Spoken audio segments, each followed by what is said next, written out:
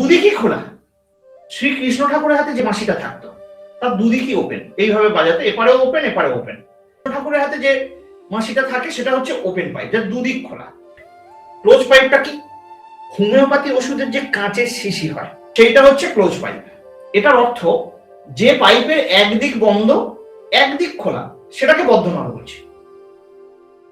ঠিক আছে, দুটো টপিক, একটাই টপিক, সেটাকে ঘুরিয়ে ঘুরিয়ে আমরা দুটো বলি। টপিকটার নাম হচ্ছে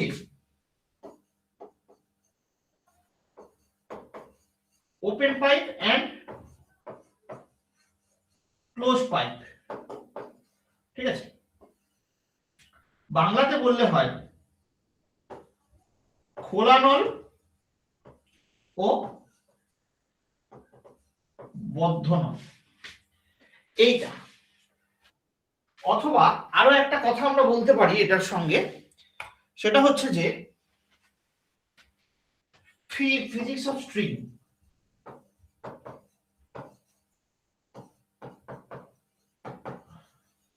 স্ট্রিং আমি এটাকে আরো সহজ করে বলি।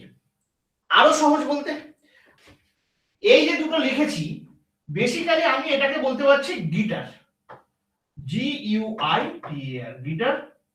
আর এটাকে আমি বলতে পারছি অর্গান পাইপ, সিম্পল ভাষায় বাঁশি। ঠিক আছে, এই জিনিস দুটো আমাদেরকে বেসিক্যালি আমাদের বাকি ছিল, আমাদেরকে পড়তে হবে। কিন্তু মনে রাখতে হবে এই জিনিসটা না ভীষণই সহজ একটা ব্যাপার, আর একটা জায়গায় একটা ছন্দ আছে, সেই ছন্দটাকে আমাদেরকে সবাই প্রথমে ধরে ফেলতে হবে। ছন্দটা কি? খুব ইম্পর্টেন্ট কথা, ছন্দটা কি? কাজে ছন্দটা কি সেটাকেই আমি বোঝানোর চেষ্টা করছি। দেখো, আমরা যখন ক্লাস 10-এ পড়তাম, কোন ক্লাসে? ক্লাস 10। ঠিক আছে, এখানটায় আমাদের বেসিক কতগুলো মানে শব্দের চ্যাপ্টারে আমাদের কতগুলো নোটেশন বলতে পারো, নোটেশন এসেছিল। যেমন একটাকে আমরা বলছিলাম মূল সুর, দেখবে এগুলো তোমাদের জানা এই টার্মগুলো। তারপরে ছিল উপসুর, তারপরে ছিল সমমেল, তারপরে অষ্টক। মূল সুর, উপসুর, সমমেল, অষ্টক। তাহলে এই জিনিসগুলো এগুলো কিন্তু ক্লাস 10 এর ইভেন্ট, 10 এর জিনিস। তোমরা দেখবে তোমরা কোথাও না কোথাও এই জিনিসগুলো পড়ে এসেছো। তাহলে কি? মূল সুর, উপসুর, সমমেল, অষ্টক। আমি সবাই প্রথমে এইগুলো ঠিক কি সেগুলোকে জানিয়ে নিই। এইগুলো কি জেনে গেলে তাহলে আমাদের অর্গান পাইপটা বুঝতে আরো সুবিধা হবে, বা অর্গান পাইপে আমাদের মূলত কি করতে হবে সেই করার জায়গাটা আমাদের কাছে ক্লিয়ার হয়ে যাবে। আবার একটুখানি দেখো আমি কি বলছি। মূল সুর, উপসুর, সমমেল, অষ্টক, এই জিনিসগুলো কি বলছে? আমি যখনই কেউ গান শিখতে চাই তাকে সবাই প্রথমে গেলে গানের শিক্ষক যেটা শেখায় সারে গামা পাধা নি সা, সারে গামা পাধা নিশা। ঠিক আছে, তো শিক্ষক যেটা শেখায় সেটা হচ্ছে সারে গামা পাধা নিশা। এখন এই সারে গামা পাধা নিশা এইটাকে আমরা বলছি কি একটা সুর। সাটা কি? ভুল হচ্ছে। এই যে সারে গামা পাধা নিশা এটা একটা স্বর, যারা গান শিখেছে তারা জানে। এবারে এই স্বরের ভিতরে সা একটা সুর, রে একটা সুর, গা একটা সুর, এইভাবে সারে গামা পাধা নিশা প্রত্যেকটা আলাদা আলাদা সুর। তাহলে সারে গামা পাধা নিশা এটা একটা স্বর, আর তার ভেতরে সা মানে এইগুলো আমি কি বলছি তাহলে একটুখানি ছোট্ট করে লেখা হোক। কি বললাম ভালো করে দেখো, সারে গা মা পা ধা নি সা, এই সবকটাকে কি বলছি? এইটাকে বলছি আমরা স্বর। ঠিক আছে, এবারে এই স্বরের ভিতরে ভালো করে বুঝবে এই প্রত্যেকটা পদ এরা কিন্তু এক একটা সুর। ঠিক আছে, এবারে এই সাটাকে কি বলছি? সাটাকে বলছি মূল সুর। হয়েছে? আর মূল সুরকে বাদ দিয়ে বাকি যে কটা রয়েছে সব কটা হচ্ছে উপসুর।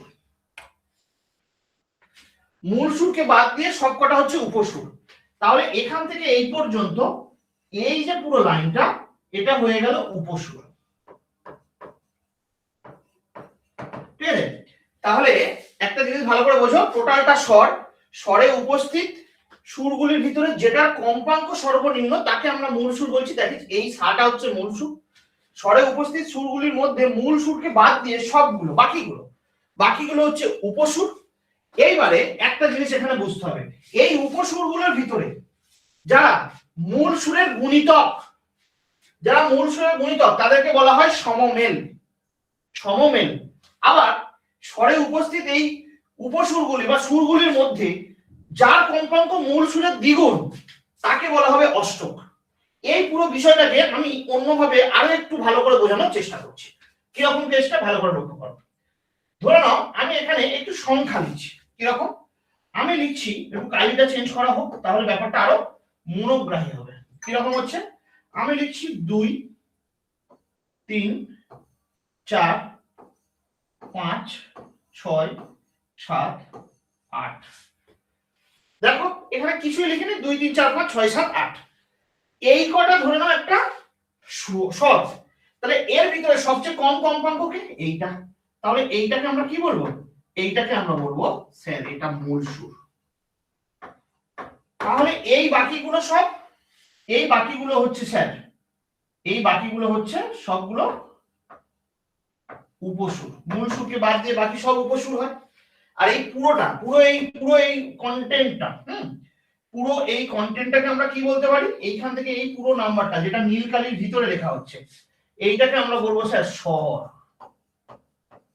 ভালো করে বুঝবে। তাহলে স্বরের ভেতরে সবচেয়ে কার কম্পাঙ্ক কম? 2, তাই এটা হয়ে গেল মূল সুর। বাকি সবগুলো এই 2 কে বাদ দিয়ে বাকিগুলো সব কি? বাকিগুলো সব উপসুর। বললাম ওকে। এবার দেখো এই 2 এর গুণিতক কারা? এইটা এইটা। তাহলে এইগুলোকে আমরা কি বলতে পারি? এইগুলোকে আমরা বলতে পারি সমমেল, কারণ এরা হচ্ছে এর গুণিতক। 2 এর গুণিতক 4 6 8 প্রত্যেকে। তাহলে এইটা হয়ে গেল সমমেল। এবার এই সমমেলগুলোর ভিতরে দেখো 4 বলে যে সংখ্যাটা রয়েছে,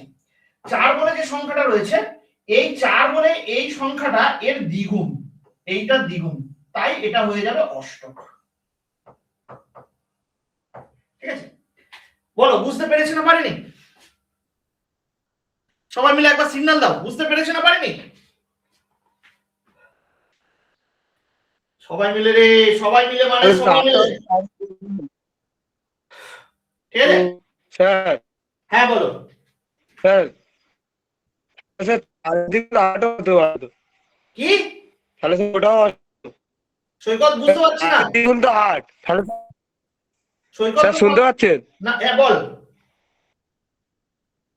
বলছি স্যার তাহলে দ্বিগুণ হচ্ছে,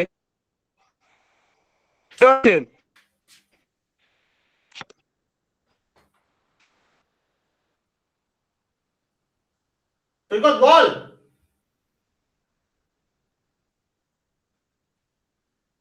সৈকত বলবি তো?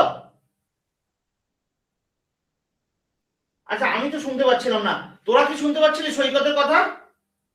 হ্যাঁ স্যার, ও বলতে চাইছিল যে 2 এর দ্বিগুণ যেরকম 4, 4 এর দ্বিগুণ 8, ওই 8টাও অষ্টক হবে ওইটাই। না অষ্টক হবে না।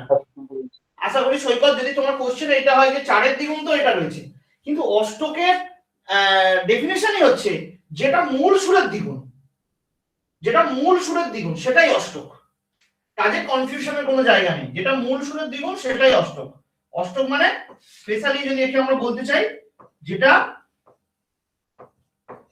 স্বরে উপস্থিত সুরগুলির ভিতরে যার কম্পাঙ্ক মূল সুরের দ্বিগুণ, হ্যাঁ মূল সুরের দ্বিগুণ, সেটাই হচ্ছে অষ্টক। তাই এখানটায় 4 তো মূল সুর নয়, সবকটার ভিতরে সবচেয়ে কম যেটা সেটাই মূল সুর। এবার বোঝা গেছে? মনীষা হালদার বলো। হ্যাঁ স্যার। Thank you. এইবারে আমরা কোথায় যেতে পারবো? এইবারে আমরা এই ব্যাপারটাকে একটুখানি ছোট করে নিচ্ছি।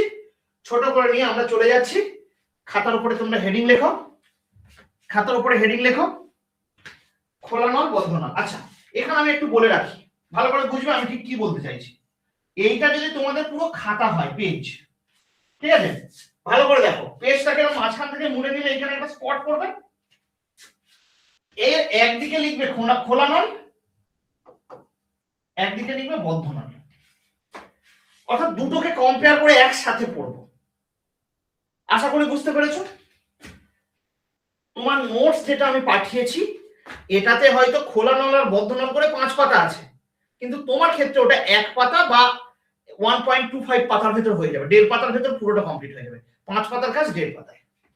ঠিক আছে, তাহলে আমার এটা এখানে মোছাটা কাজ ওকে। আমি এখানটায় করছি, ভালো করে দেখো। আমি একটুখানি এইটাকে ব্যবহার করতে চাইছি পুরো বোর্ডটাকে। ওই নিয়েছিলাম।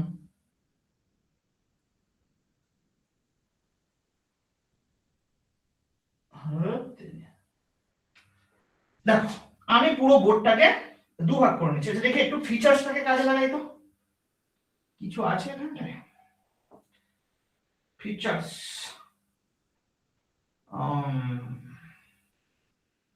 টেবিল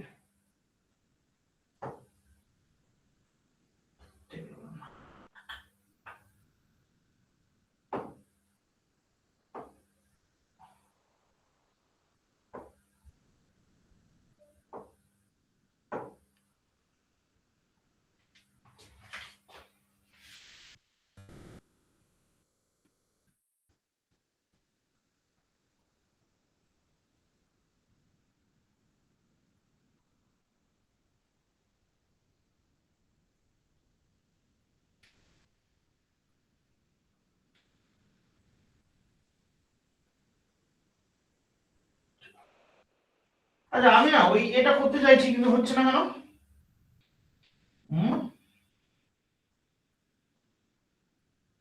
হচ্ছে না, এটাও হচ্ছে না, এটাও হচ্ছে না।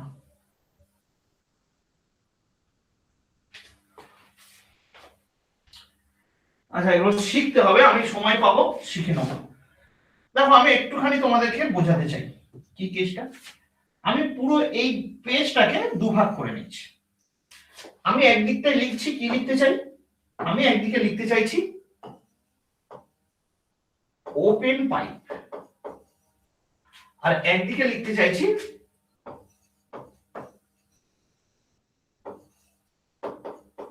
Close pipe.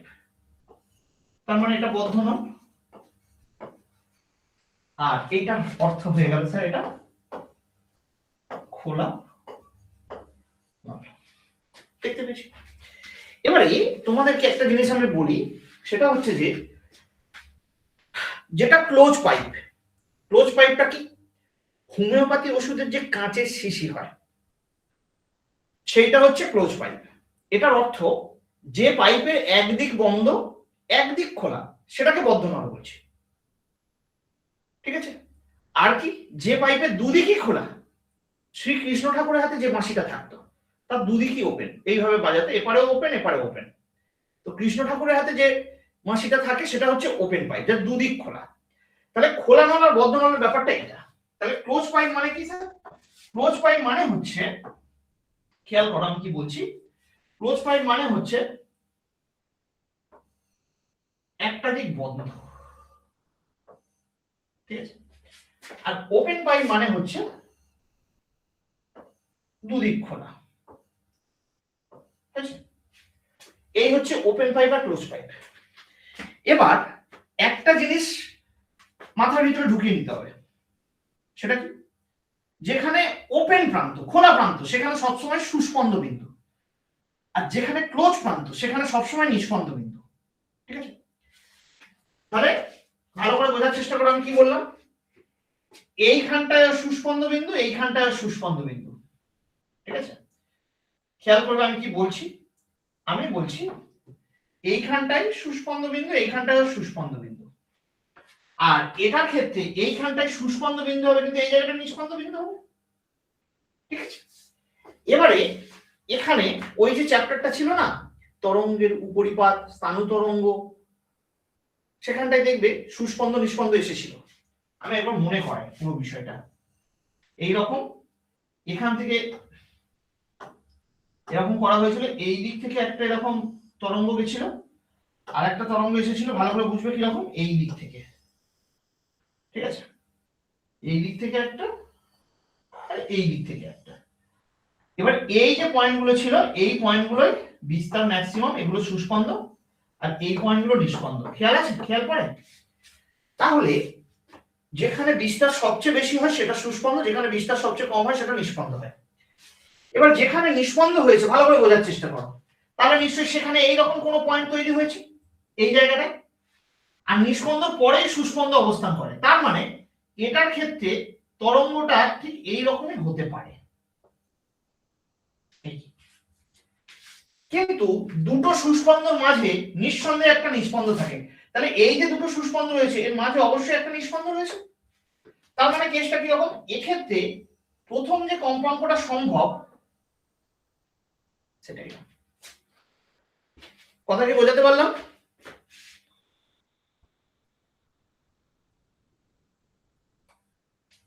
দেখতে পাচ্ছি আমরা সবাই মিলে একবার সিঙ্গেল দাও। তোরা সবাই একবার মাইক অন করে হ্যাঁ বলবি। এতে কি হয়? এনার্জিটা থাকে, অ্যাক্টিভনেসও থাকে।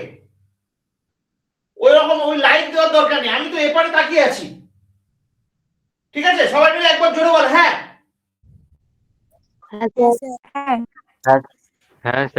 দয়া করে হ্যাঁ বলবে, ঠিক আছে?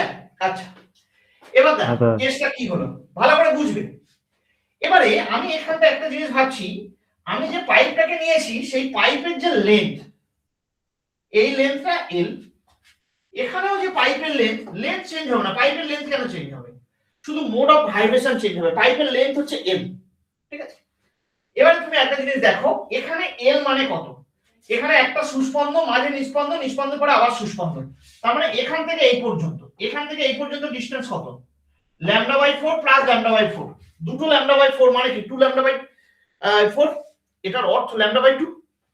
পর পর দুটি সুস্পন্দের ভিতরে দূরত্ব কত? λ/2। কি রে অরিত্র বল, বুঝতে পারছিস? হ্যাঁ হ্যাঁ অর্পণ, হ্যাঁ স্যার। অর্পণ ইয়েস স্যার। বুঝতে পেরেছিস আমি কি বলেছি? হুম। এটার অর্থ কি? অতএব আমরা বলতে পারি যে খোলা নলের ক্ষেত্রে, ভালো করে বুঝবি হ্যাঁ, খোলা নলের ক্ষেত্রে L ইজ ইকুয়াল টু এখান থেকে এই পর্যন্ত λ/2, সরি λ/4, λ/4 2 λ/4, 2 λ/4, এটা সমান λ/2। অতএব λ ইজ ইকুয়াল টু কত পাচ্ছি? 2l। λ ইজ ইকুয়াল টু কি পেলাম? λ ইজ ইকুয়াল টু পেলাম 2l। আমি এটা বক্স করে দিই। অতএব ভালো করে বুঝবে প্রথম কম্পাঙ্ক এটা তো, তাহলে এটাকেই আমরা বলতে পারি মূল সুরের কম্পাঙ্ক। ঠিক আছে? দেখো আমরা জানি v is equal two n lambda, এই একটা সূত্র আছে। এখানে এই n ইজ ইকুয়াল টু তাহলে কি v বাই ল্যামডা। তাহলে মূল সুরের কম্পাঙ্ক যদি আমরা n বলি সেটাকে আমরা v বাই ল্যামডা দিয়ে লিখতে পারি। মূল সুরের কম্পাঙ্ক যদি এটা হয় n is equal to v by lambda, আমরা এটাকে মূল সুরের কম্পাঙ্ক বলে n0 লিখছি, এইটা n0। তাহলে n0 is equal to v by lambda, এটা is equal to v by 2l। অতএব দেখো n0 is equal to v by 12। খেয়াল রাখবে আমি কি বললাম।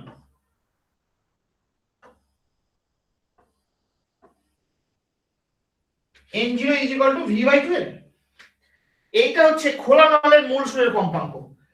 ঠিক আছে, এইবার আমরা এখানে আসি। আমরা এইবারে কোথায় আসছি? এইখানটায়। এইখানটায় এসে কি করছি? এটাকে মুছে দিই। দেখো খেয়াল রাখবে তো এটার ক্ষেত্রে কি হচ্ছে স্যার? এটার ক্ষেত্রে এখান থেকে এই পর্যন্ত λ/4, অতএব l ইজ ইকুয়াল টু λ/4, তাহলে λ ইজ ইকুয়াল টু 4l। অতএব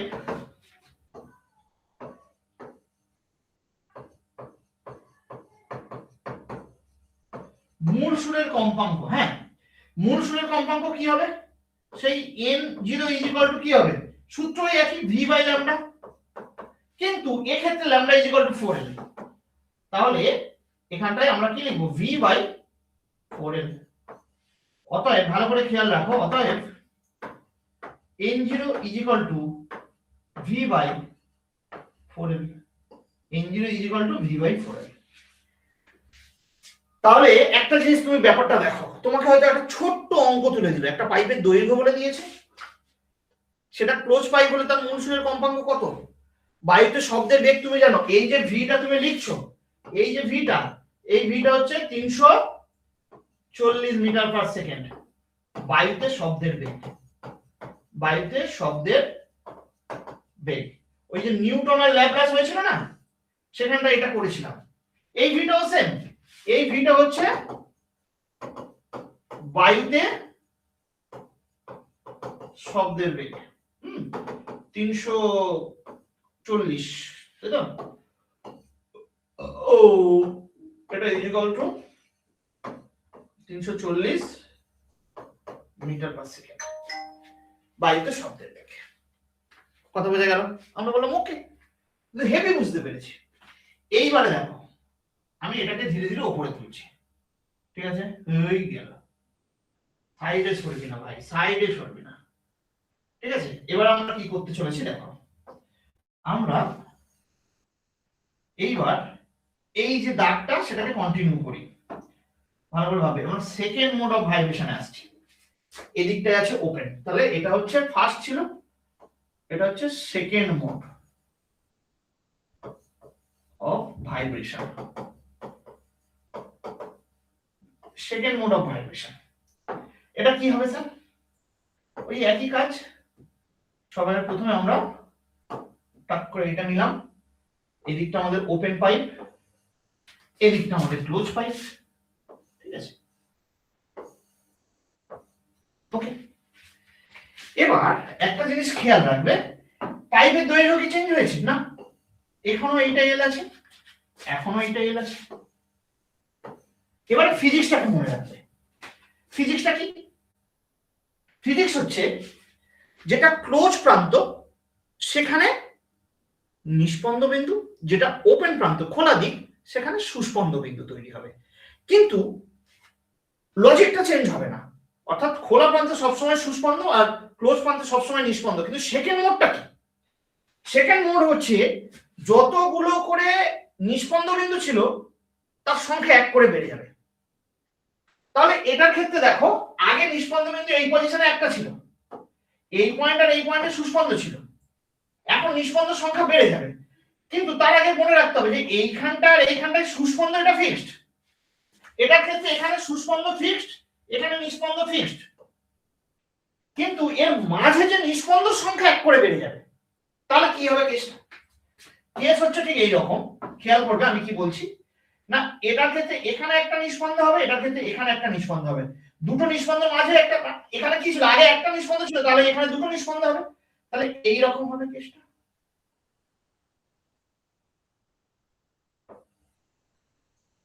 ভালো করে দেখো, তাহলে আগে একটা নিস্পন্দ ছিল, এখন দুটো নিস্পন্দ, দুটো নিস্পন্দ হতে গিয়ে মাঝে একটা সুস্পন্দ ক্রিয়েট হয়ে গেছে। কথা বোঝা গেল?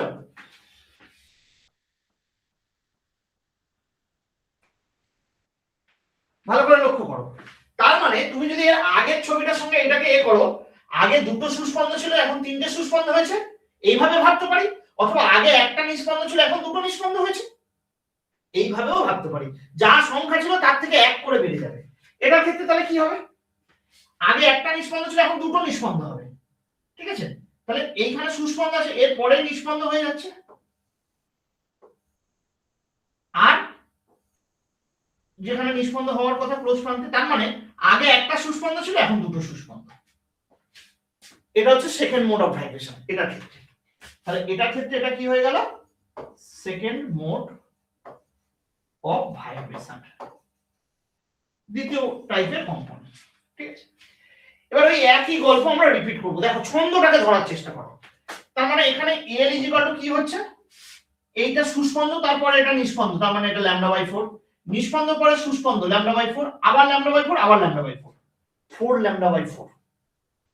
হিসাব করো, সুস্পন্দ থেকে নিস্পন্দ, নিস্পন্দ থেকে আবার সুস্পন্দ, আবার সুস্পন্দ থেকে আবার নিস্পন্দ, আবার নিস্পন্দ থেকে সুস্পন্দ। তাহলে λ/4 1 2 3 4, তাহলে 4 λ/4। তার মানে L equal to actually lambda আসছে স্যার। তাহলে কম্পাঙ্ক কত?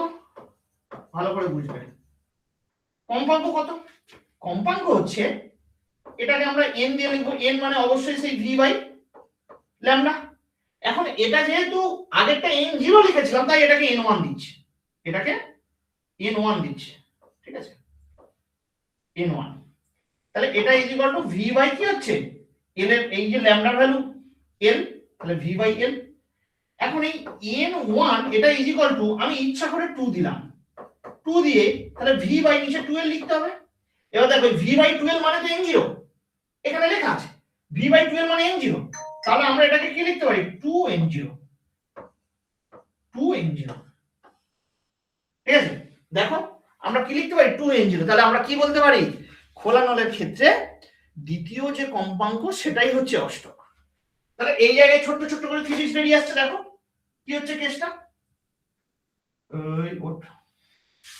দেখো ওপেন পাইপ এর ক্ষেত্রে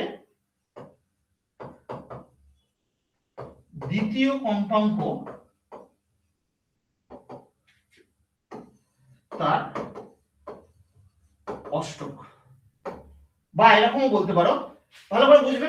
তাহলে প্রথম উপসুর বা প্রথম সমমেল সেটাই তার অষ্টক। তাহলে ওপেন পাইপের ক্ষেত্রে দ্বিতীয় কম্পাঙ্কই তার অষ্টক, বা অন্যভাবে বলা যায় কি প্রথম সমমেল, এইটা হচ্ছে প্রথম সমমেল, প্রথম সমমেল, ঠিক আছে। অন্যভাবে বলা যায় প্রথম সমমেল ই হলো তার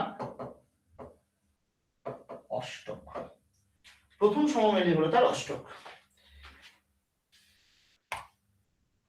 বুঝতে পারছি? আমরা বললাম ওকে, আমরা বললাম ওকে স্যার, ওকে ওকে ওকে। এবার আমরা ফিরে আসি এখানে, এর গল্পটা বোঝার চেষ্টা করি। এর গল্পটা কি হবে, এর গল্পটা হবে, ভালো করে লক্ষ্য করো, এর গল্পটা হবে কি এখান থেকে এই পর্যন্ত lambda by 4 lambda by 4 lambda by 4। দেখো l ইজ ইকুয়াল টু, তাহলে কি পাচ্ছি l is equal to 3 into lambda by 4। এখান থেকে কায়দা করে ল্যামডা ইজ ইকুয়াল টু, তাহলে কত হচ্ছে lambda is equal to 4l by 3। অতএব ভালো করে বুঝবে, প্রথম সমমেলের কম্পাঙ্ক, ঠিক আছে, প্রথম সমমেলের কম্পাঙ্ক আমি যদি বলি n1, তাহলে সে v বাই ল্যামডা, কিন্তু এখানে ল্যামডা মানে ভালো করে ভাবো ভিটা ভি থাকছে, ভিটা কি লিখছি ভিটা ভি থাকছে, আর এখানে এই ল্যামডাটাকে আমরা নিচে লিখছি 4l, 3টা উপরে উঠে যাচ্ছে। আর দেখো v বাই 4l মানে এর ক্ষেত্রে n0, তাহলে 3n0, তাহলে n1 is equal to 3n0। অর্থাৎ প্রথম সমমেল মূল সুরের 3 গুণ। তাহলে এর ক্ষেত্রে ফিজিক্সটা কি, এর ক্ষেত্রে ফিজিক্স আমরা বলতে পারি অর্থাৎ বদ্ধ নলের ক্ষেত্রে প্রথম সমমেল মূল সুরের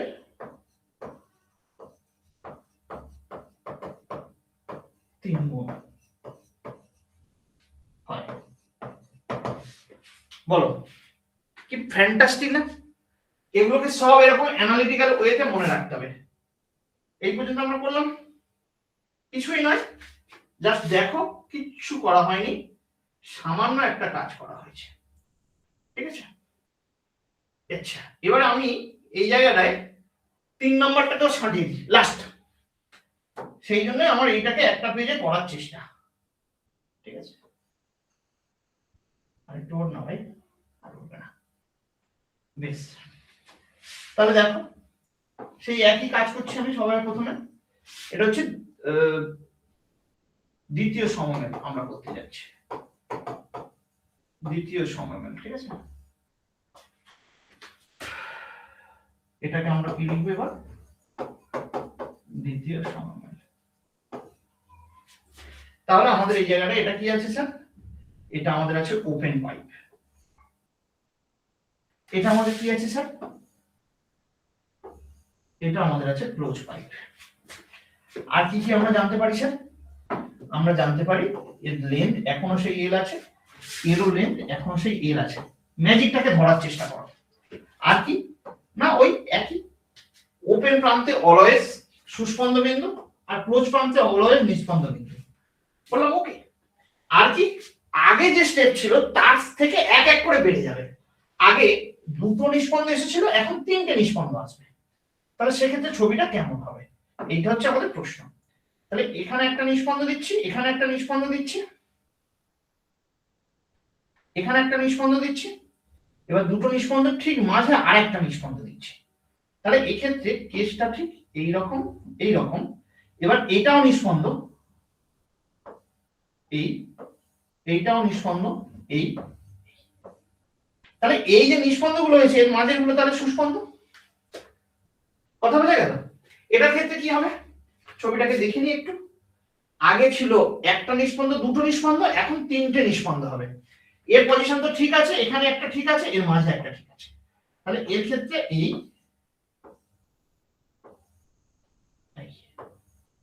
কি ফ্যান্টাস্টিক, দেখো সব ফ্রেমে বাঁধা এবং মিলে যাবে টাক টাক, এগুলো সব এক একটা সুস্পন্দ।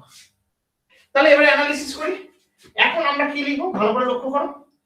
এখন আমরা কি বলতে পারি, এখন ভালো করে লক্ষ্য করো, এই n ইজ ইকুয়াল টু অর্থাৎ পাইপের যেটা দৈর্ঘ্য সেটা মানে λ/4 1 2 3 4 5 6 6 λ/4।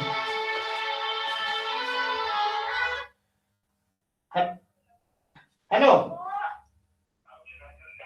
বল, পড়াচ্ছি। কালকে আমি আসার প্ল্যান করিনি। আমাদের সেই আগে যে গাড়ি চালাতো জানিস ভোলা কাকু, তার সাথে আমার কথা হয়েছে। উনি পাটুলিতে ট্রিপ নিয়ে যায়, আমাকে নক করবে পরশু সোম মঙ্গলবারের দিকে সন্ধ্যের দিকে পৌঁছাবে। উনি দরকার হলে হেল্পার নিয়ে যাবে, ওই দুটো তুলে নিয়ে চলে আসবে।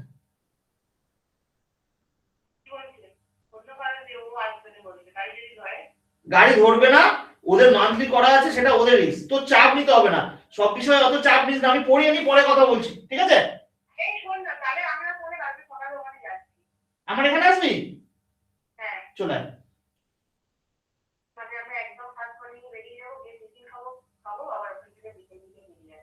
আচ্ছা ঠিক আছে, ভেরি গুড, চলে আয়, আমি পরে কথা বলছি, পড়িয়ে নি, ঠিক আছে? ওকে ওকে ওকে, না না ঠিক আছে, আমি যাচ্ছি না এটুকু শিওর, তুই চলে আয়, রেখে যা, আমি পরে কথা বলছি, ফিনিশ করি ক্লাসটা। আচ্ছা দেখো, আবার আমি এই জায়গাটায় আসি। আমরা দুই ভাই বোন, আমার দিদি আমাকে ফোন করেছে কালকে আমার এখানে আসবে। অ্যাকচুয়ালি আমার যাওয়ার কথা ছিল। ওকে চলো, তাহলে এখানটা দেখো, এটা 1 λ/4 2 λ/4 3 4 5 6। তাহলে এখান থেকে আবার সেই একই প্রসেসে ল্যামডা বের করব। ল্যামডা মানে খেয়াল করো, আমি যদি এটাকে কাটাকুটি করি কত হচ্ছে, 2 দিয়ে কেটে দিচ্ছি, 2 দিয়ে কাটলে এটা 3, এটা 2, তার মানে এটা রয়েছে 3 λ/2। তাহলে lambda is equal two 12/3 sir, এই হয়ে গেল আমার।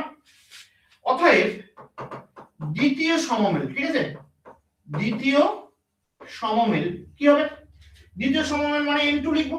তাহলে n2 ইজ ইকুয়াল টু ওই একই formula v is equal two n lambda, অর্থাৎ n is equal two v/λ, এই n কে আমরা n2 বলছি। তাহলে এটা কি কেস হয়ে গেল, v বাই যেই ল্যামডা ভ্যালু বসাচ্ছি দেখো উপরে 3 নিচে 12, আর v/12 মানে n0, তো তার মানে n2 এটা is equal to 3n0, n2 is equal to 3n0।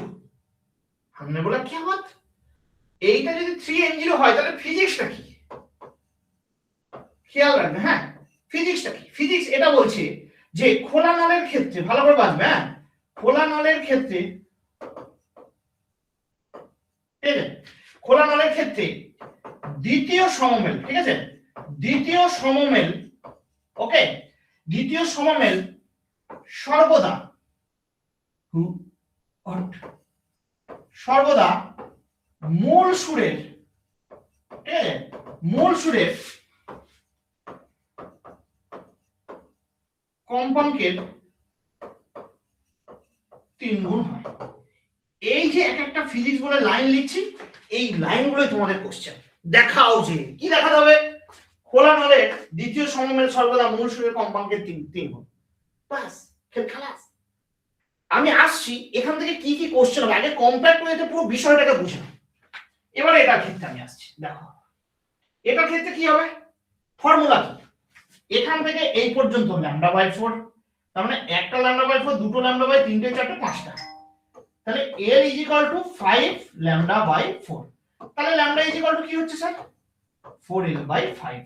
অতএব দ্বিতীয়, ভালো করে বুঝবে, অতএব দ্বিতীয় সমমেলের কম্পাঙ্ক কার ক্ষেত্রে, এই দিকটা ক্লোজ পাইপ চলছে তাই ক্লোজ পাইপ। দ্বিতীয় সমমেলের কম্পাঙ্ক আমি যদি বলি n2 = ওই একই ফর্মুলা v/λ, ঠিক আছে, v/λ। এবার এই যদি পুরো সিচুয়েশন হয়, এই যদি পুরো সিচুয়েশন হয়, তাহলে এই n2 = v/λ এর ভ্যালু লিখবো, তার মানে নিচে 4l চলে আসবে আর এই 5টা ঘুরে গিয়ে উপরে, তার মানে এটা, তার মানে হয়ে গেল n2 = 5 n0। খেয়াল রাখো, n2 = 5 n0। তার মানে আমরা এখানটায় ফিজিক্সটা কি লিখতে পারি, খেয়াল করো কি লিখতে পারি, হ্যাঁ ফিজিক্স লিখতে পারি এটা যে বদ্ধ নলের ক্ষেত্রে, হ্যাঁ, দ্বিতীয়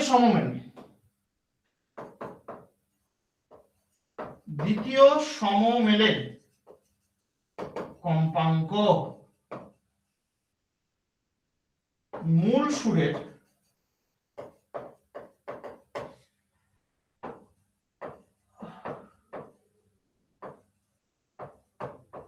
কম্পাঙ্কের 5 গুণ। দেখো খোলা নল বদ্ধ নল পুরো গল্প ফিনিশ। আমি এটাকে এবার ছোট করছি,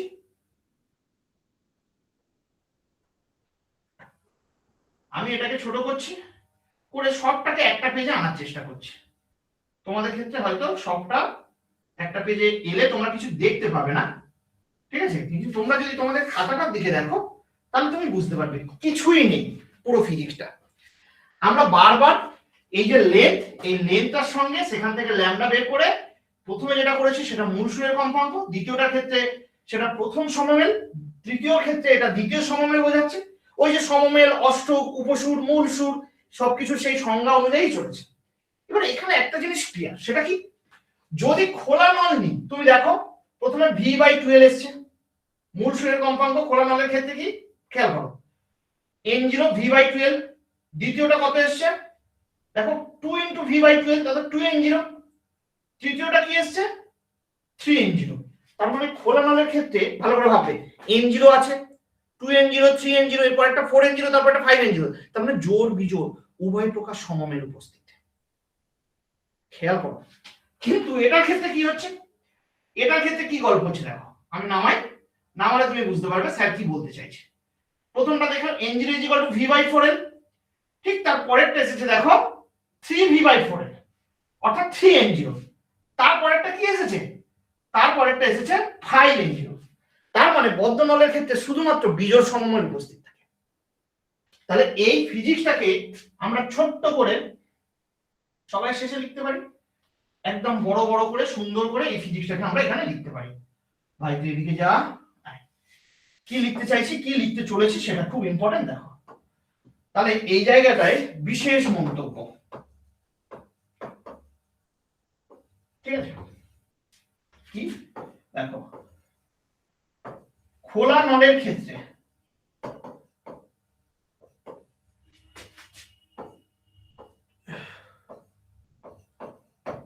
জোড় বিজোড় উভয় প্রকার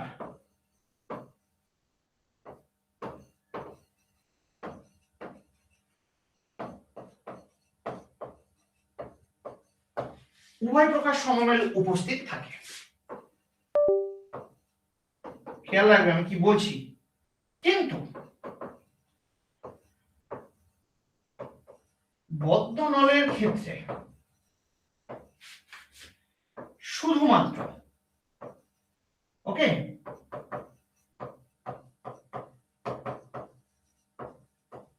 বিজোড় সমমেল উপস্থিত থাকে। এখানে একটা কোশ্চেন হয়, যে কোশ্চেনটা দিয়ে হয়তো আমি তোমাদেরকে কোশ্চেন দিয়েছিলাম পরীক্ষাতে। কি বলতো, খোলা নল থেকে নিঃসৃত শব্দ শ্রুতিমধুর কেন? তাহলে উত্তর এখানে লুকিয়ে আছে। খোলা নলের ক্ষেত্রে জোড় বিজোড় উভয় প্রকার সমমেল উপস্থিত থাকে, কিন্তু বদ্ধ নলে শুধুমাত্র বিজোড় সমমেল উপস্থিত থাকে। তাই খোলা নল নিঃসৃত শব্দের কম্পাঙ্ক শুনতে শ্রুতিমধুর হয়। আরে এটাই তো ফ্যাক্ট রে ভাই। কি ফ্যাক্ট? না শ্রীকৃষ্ণ কোনোদিন ওই নিয়ে ভানু বন্দ্যোপাধ্যায়ের মতো কমেডি করে বেড়াতো না। উনি ওই সিরিয়াস হয়ে বাঁশি বাজাতো, গোপীরা সব পেছন পেছন দৌড়ে যেত। এটার অর্থ কি? এটার অর্থ এটাই যে সায়েন্স সেই যুগেও ছিল। কথা বোঝা যাচ্ছে? তো ঘটনা এটা, এখানে কোনো ধর্মীয় অ্যাঙ্গেল নেই, এটা মজা করে বলা। সেটা এটাই যে খোলা নলের ক্ষেত্রে, খোলা নল অর্থাৎ বাঁশি যেটা এইভাবে বাজায়, এই প্রকার বাঁশির দুদিকটাই খোলা থাকে। তো খোলা নলের ক্ষেত্রে যে সুর বেরিয়ে আসে সেটা শুনতে শ্রুতিমধুর হয়, তার কারণ খোলা নলে জোড় বিজোড় উভয় প্রকার সমমেল উপস্থিত থাকে। কিন্তু তুমি যদি একটা হোমিওপ্যাথি শিশি মুখে দিয়ে, হোমিওপ্যাথি ওষুধের শিশি মুখে দিয়ে তুমি আওয়াজ করো, শুধু একটাই কম্পাঙ্ক বেরোবে, শুনতে ভালোও লাগবে না। কথা বোঝাতে পারলাম? ওইটা হচ্ছে বদ্ধ নল। এইটা মাথায় রাখতে হবে। যেমন তুমি ধরে নাও ওই যে ফুটবলের এর সময় রেফারি যে বাঁশিটা দেয়, ওখানে যে সাউন্ড হয়, হয় না তো, যে কোনো একটা পু করে বেজে গেল। এই হচ্ছে ঘটনা। তাহলে এই জিনিসটাকে পুরোটা মনে রাখতে হবে। দেখো আমরা বারবার বলছিলাম যে আমাদের বেশি টাইম লাগবে না, বেশি টাইম লাগবে না। অ্যাকচুয়ালি এইটা হচ্ছে ফ্যাক্ট। আমি খুব ধীরে ধীরে বুঝিয়েছি যাতে তোমাদের বুঝতে অসুবিধা না হয়। আশা করছি তোমরা এটা পুরোটা টুকে নিয়েছো। ঠিক আছে? এই হচ্ছে পুরো বিষয়। বলো, কার কি ডাউট আছে বলো। Any doubts?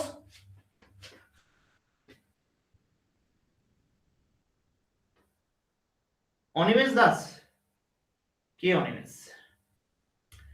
Any doubts? Aritra Ghosh, no problem, ঠিক আছে। আরে বল রে অনিক ভাইয়া। হ্যাঁ স্যার ঠিক আছে।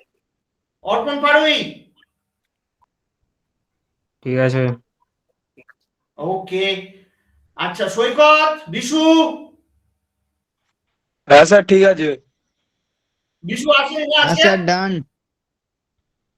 হ্যাঁ স্যার ঠিক আছে, বুঝতে পেরেছি। প্রান্তিক, হ্যাঁ স্যার ঠিক আছে। মনীষা, অভিষেক। হ্যাঁ স্যার বুঝতে পেরেছি। হ্যাঁ স্যার ঠিক আছে। ওকে ওকে। রোহন, এই রোহন, কেল খাবে বুঝতে পারছি। আচ্ছা তাহলে এই হচ্ছে পুরো বিষয়, ঠিক আছে? আচ্ছা এবার দেখো আমি কি করছি, আমি এটাকে দরকার হলে পিডিএফ করে আবার গ্রুপে পাঠিয়ে দিচ্ছি। আচ্ছা এবারে দেখো একটা জিনিস আছে, আমি ওখানে লিখেছিলাম গিটার। গিটারটা কি হয় একটুখানি দেখো। গিটারটা কি? গিটার হচ্ছে একটা ওই ইলেকট্রিক্যাল ইনস্ট্রুমেন্ট, এটা মানে একটা যন্ত্র। গিটার আছে পয়সা। আরে হ ভাই, ভাই গিটার হচ্ছে এটা? গিটার হয় না। ও স্যার হ্যাঁ গিটার হয় না, গিটার হয় না। আর গিটার আঁকি, গিটার আঁকি, দাঁড়া। গিটারটা কেমন দেখতে হয়? থাম।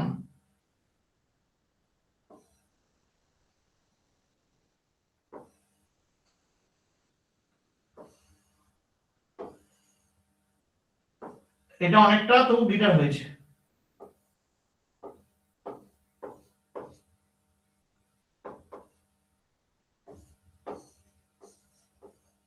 এরকম থাকে। স্যার এমনিতেও তো গিটার আনা যায় স্মার্ট বোর্ডে। হ্যাঁ রে, কি করে আনে বল দেখি? আমি ওইগুলো জানি না, আমার ট্রেনিং বাকি আছে এখনো।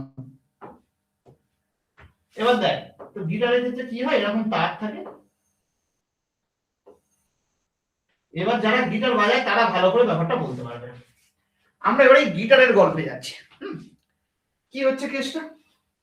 কেসটা হচ্ছে এইখানটা একটা এরকম গ্যাপ মতো থাকে না গিটারে, এরকম গোল মতো, টুং টুং টুং টুং টুং টুং এরকম করে বাজায়, এগুলো সব এরকম দাগ থাকে। তো বিষয় হচ্ছে যে গিটারের সব তারের টাক করলে বা প্লাগ করলে বা স্ট্রাক করি যাই করি না কেন, সমান কম্পাঙ্ক বেরোয় না গিটারের সব তার থেকে। টুং টাং টিং টুং টাং এরকম সব বেরোয় শব্দ। তার মানে ভালো করে বুঝবে, এই যে শব্দ আলাদা আলাদা বেরোচ্ছে, সেই শব্দ আলাদা আলাদা বেরোনোটা কার কার উপর ডিপেন্ড করে? সেটা হচ্ছে তার কতটা সরু বা মোটা, অর্থাৎ একক দৈর্ঘ্যের ভর, তারের দৈর্ঘ্য, আর তার কতটা টান আছে। দেখবে এইখানটা এরকম অর্কেস্ট্রা এরকম করে টান দিচ্ছে, তো ওইগুলোর উপরে ডিপেন্ড করে।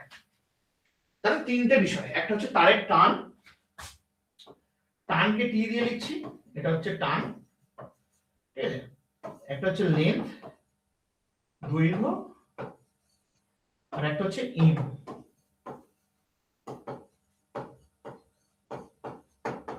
একক দৈর্ঘ্যের ভর। তো সেক্ষেত্রে 1/12√T/m, গিটারের মূল সুরের কম্পাঙ্ক n =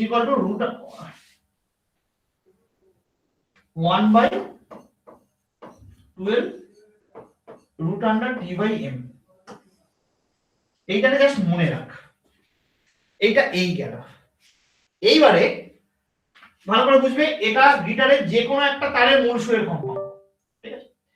এইবারে এইটাকে ধরে আমরা এই সুস্পন্দ নিস্পন্দ বিন্দুর রেসপেক্টে এটা মূল সুরের কম্পাঙ্ক, প্রথম সমমেল, দ্বিতীয় সমমেল, অর্থাৎ সমস্ত উপসুরগুলোকে ধীরে ধীরে দেখব। আমার এই গিটারটার দরকার নেই, আমার এই যে কোনো একটা তার দরকার, ভালো করে বুঝবে। তো গিটার থেকে আমরা একটা জিনিস বুঝতে পারছি, যে কোনো তারই, তার থেকে যদি সাউন্ড আমাকে বের করতে হয়, তো সবাই প্রথমে ভালো করে ভাববে যে তারটা দুদিকে কিন্তু বাঁধা থাকবে, দুদিকে। একটা তারে একদিকে বাঁধা, একদিকটা লুলুল করে ঝুলছে, সেখান থেকে তুমি স্টার্ট করলে শব্দ বেরোবে, এটা হয় না, দুদিকটা বাঁধা, এটা হচ্ছে গিটার। এবার যদি দুদিকে বাঁধা থাকে, তুমি প্লাগ করো, প্লাগ মানে হচ্ছে টানা, স্ট্রাক মানে স্ট্রাইক, যেটা ক্যারাম বোর্ডে স্ট্রাইকারের মতো। কথা বোঝা যাচ্ছে আমি কি বলছি? প্লাগ মানে টানা আর স্ট্রাক মানে ঠেলা। তো এই হচ্ছে পুরো বিষয়। এই যদি পুরো বিষয় হয়, তাহলে সবাই প্রথমে মূল সুরের কম্পাঙ্কটা কেমন হতে পারে, না এই দুদিকটায় যেখানে বাঁধা আছে সেটাই সবসময় নিষ্পন্দ বিন্দু, তো দুটো নিষ্পন্দ বিন্দু হলে সবাই প্রথম কম্পাঙ্ক কেমন হতে পারে, এইরকম, ঠিক আছে। এটা হচ্ছে প্রথম কম্পাঙ্ক। এবার দেখো গিটারের এই যে তারটা নেওয়া হয়েছে, এর দৈর্ঘ্য যদি এল হয়, তার মানে এখানটা কি বলতে পারি, L = λ/2। বুঝতে পারলো? L = λ/2, তাহলে λ = 12, λ = 12। এবার তুমি কি জানো, মূল সুরের কম্পাঙ্ক, ভালো করে বুঝবে, মূল সুরের কম্পাঙ্ক, ঠিক আছে, মূল সুরের কম্পাঙ্ক n0, এটা মানে v/λ হয়, তো λ মানে 12, v/λ এটা সমান v/12, অতএব n0 = v/12, n0 = v/12, মূল সুরের কম্পাঙ্ক এটা। এবার আসছি, তাহলে এটা কি গেল না, হেডিং হচ্ছে টান করা তারের কম্পন, হ্যাঁ কম্পন, এইটা হচ্ছে হেডিং। এটা গেল মূল সুরের কম্পাঙ্ক, ফেজ 1। এবার আমরা 2 নম্বরে আসছি, ভালো করে বুঝবে। এখনো সেই তারটা দুদিকে বাঁধা আছে, এবারে কি হবে, আগে দেখো ভালো করে ভাবো, একটা সুস্পন্দ তৈরি হয়েছিল, এখন দুটো সুস্পন্দ তৈরি হবে, বা আগে ছিল দুটো নিষ্পন্দ, এখন তিনটে নিষ্পন্দ হবে। তার মানে ঘটনাটা কি দাঁড়াচ্ছে, ঘটনা হচ্ছে এর মাঝে একটা নিষ্পন্দ তৈরি হবে, তার মানে এটাকে ওইভাবে নয়, আমি ডট ডট দিয়ে আঁকি।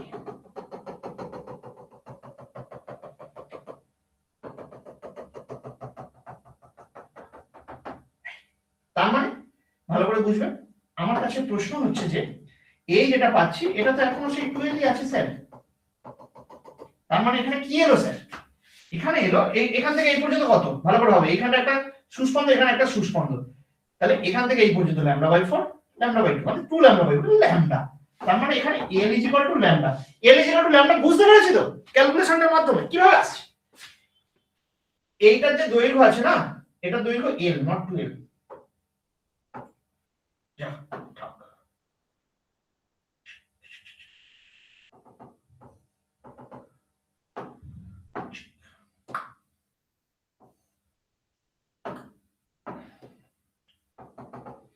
তাহলে L = λ। তাহলে মূল সুরের কম্পাঙ্ক হয়, তারপর এটা আমরা কি লিখবো, প্রথম সমমেলের কম্পাঙ্ক।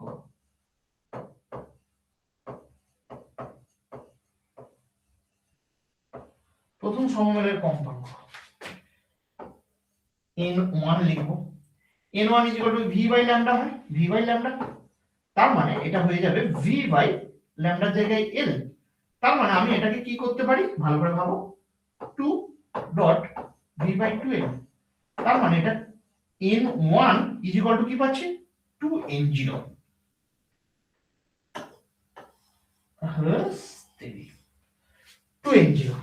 তাহলে তৃতীয় সমমেলটা নেওয়ার চেষ্টা করি, কি রকম হবে না, 3 নাম্বার থার্ড কম্পাঙ্ক আমরা সেটাকে ক্যালকুলেট করতে যাচ্ছি। তো আমরা এখানটায় সবাই প্রথমে গিটারের তারটা নিলাম, তার নিলাম,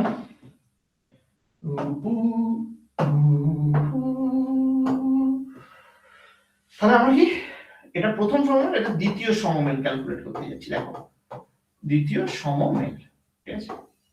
এটা যদি দ্বিতীয় সমমেল হয়, ভালো করে ভাববে, এই দুটো প্রান্তে নিষ্পন্দ বিন্দু, আগে একটা ছিল এখন মাঝে আরো একটা বেড়ে যাবে, তার মানে এখানে আর এখানে নিষ্পন্দ বিন্দু।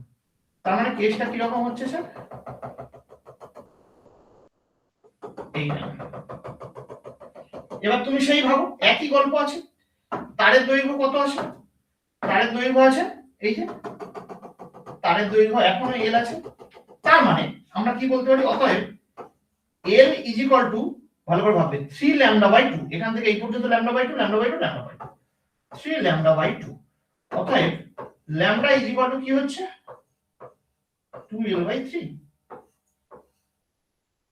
Lambda = 2l by 3। এইবার আমরা চলে যাই, অতএব n2 = v বাই ল্যামডা। এটা সমান কি লিখবো, ভালো করে দেখো, v বাই ল্যামডার ভ্যালু লিখলে এখানে 3v বাই 2l, তার মানে 3n0। n2 = 3n0, ঠিক আছে। অনুরূপে ভালো করে ভাববে, অনুরূপে আমরা কি লিখতে পারি, n2 = যদি 3n0 হয়, অনুরূপে n3 মানে 4n0, n4 মানে 5n0, ডট ডট ডট চলবে। তার মানে একটা জিনিস তুমি কি বুঝলে, গিটারেও কিন্তু জোড় বিজোড় উভয় প্রকার সমমেল উপস্থিত, তাই গিটারের শব্দটাও কিন্তু শ্রুতিমধুরই হয়। কথা বোঝা গেল, গিটারের শব্দটাও শ্রুতিমধুর হয়। তাহলে এখানটা আমরা ছোট্ট করে ফিজিক্স কি লিখতে পারি, অতএব টান করে বাঁধা তারে, হ্যাঁ বাঁধা তারে, ব্র্যাকেটে কি লিখতে পারি, গিটার জোড় বিজোড় উভয় প্রকার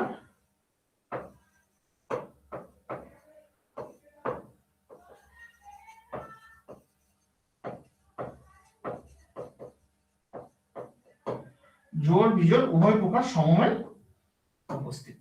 খেয়াল করো আমি কি লিখলাম, টান করা তারে অর্থাৎ গিটারে জোড় বিজোড় উভয় প্রকার সমমেল উপস্থিত। এই পয়েন্টটাকে মনে রাখবে। দেখো এটাকে আমি একটু ছোট করে নিই, কি এমন করেছি, কিছুই তো করিনি। দেখে নাও, এই হচ্ছে পুরো বিষয়, ব্যাস সিলেবাস 100% কমপ্লিট। এবার বলো এটাকে কার বুঝতে অসুবিধা আছে, তোমাদের ওইখানে ওইটাই করানো আছে, বলো। হ্যাঁ বলো বলো বলো, এটা কমপ্লিট করে হয়নি, তাপ সঞ্চালন তো বাকি আছে বোধহয়। কি তাপ সঞ্চালন, আচ্ছা তাহলে তোমাদেরকে আমি কালকে আর একটা টাইম দিয়ে দিই। তো তাপ সঞ্চালনটা হয়নি তো তোরা আমাকে আগে বলিসনি। আচ্ছা এক মিনিট দাঁড়া, সরিষা সরিষা নয়, ফতেপুরে তোদের তাপ সঞ্চালন হয়েছে রে, তাপ রোধ। বিশু সেই ঘন কেকে দুটোকে জুড়ে দিয়েছিলাম, শালারা কেউ পড়াশোনা করে। অর্পণ